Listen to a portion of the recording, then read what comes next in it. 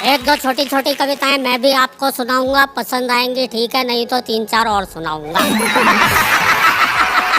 हम कवियों के साथ क्या क्या हो जाता है कि सड़क पर दौड़ते हुए एक आदमी को हमने रोककर पूछा कहाँ, बोला आत्महत्या करने। मैंने कहा इतनी सी बात तो मैं तुम्हारे बहुत काम आ सकता हूँ, तुम्हें अपने साथ किसी कवि सम्मेलन में ले जा सकता हूँ।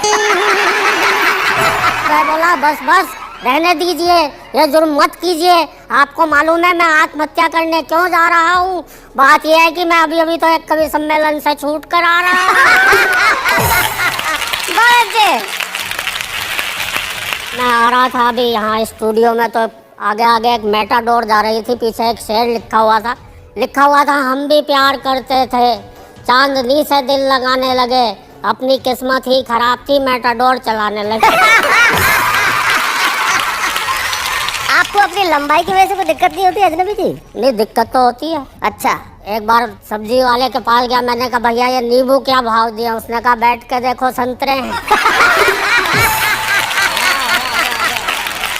एक कविता सुनाना चाहता हूँ आप लोगों को। कवियों के साथ बड़ी दिक्कत वाली बात यह होती है कि अगर कोई कवि को ठीक से नहीं सुने, हूट कर दे, तो उसे सदमा लग सकता है कवि को। भाई साहब जी, मुझे सदमा लगा तो मेरी याददाश्त चली गई। अच्छा, उस याददाश्त के जाने की कहानी आपको सुना रहा हूँ। जी सुनाइए। कि एक कवि सम्मेलन में मुझे श्रोताओं ने इस कदर हूट कर डाला कि हादसे से मेरी यादों का निकल गया दिवाला। कभी तो अपने स्कूल जाकर बच्चों को कविताएं सुनाने लगता हूँ, कभी मंच से ही श्रोताओं को हिस्ट्री पढ़ाने लगता हूँ। एक बार तो गजब बड़ा कर दिया, जो श्रोता कवि सम्मेलन में लेट आए थे मैंने उन्हें कुर्सी पर ही खड़ा कर दिया।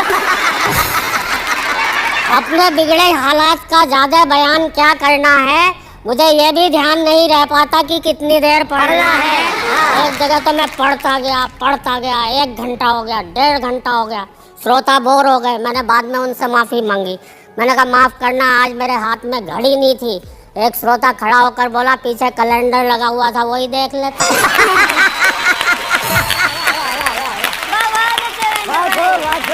बात हो गई है काबिल गौर की, मुझे ये भी ध्यान नहीं रह पाता है कि अपनी ही पढ़ रहा हूँ या किसी और की।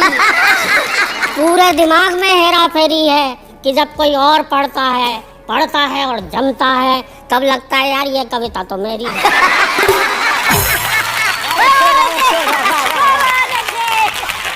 एक जगह तो मैंने जेब से कागज निकाल के पढ़ना शुरू किया। आधा किलो नमक, 5 किलो आटा, 1 किलो गोभी, आधा किलो परवल, पाव भर चाय, 2 किलो चावल। एक श्रोता खड़ा हो गया करके हाय, बोले हद हो गई है डिसिप्लिन के, अनुशासन की। कविता पढ़ रहा है या लिस्ट अपने घर के राशन की? दूसरा श्रोता बोला इसे ही सुनाया जाओ, वाह वाह, इरशाद इरशाद, घर पर और क्या क्या ले जाना है हम सब भी कर लेंगे यार। वैसे मियाँ आप किस फरेब में हैं, ऐसी एक एक कविता तो हम सबकी जेब में है।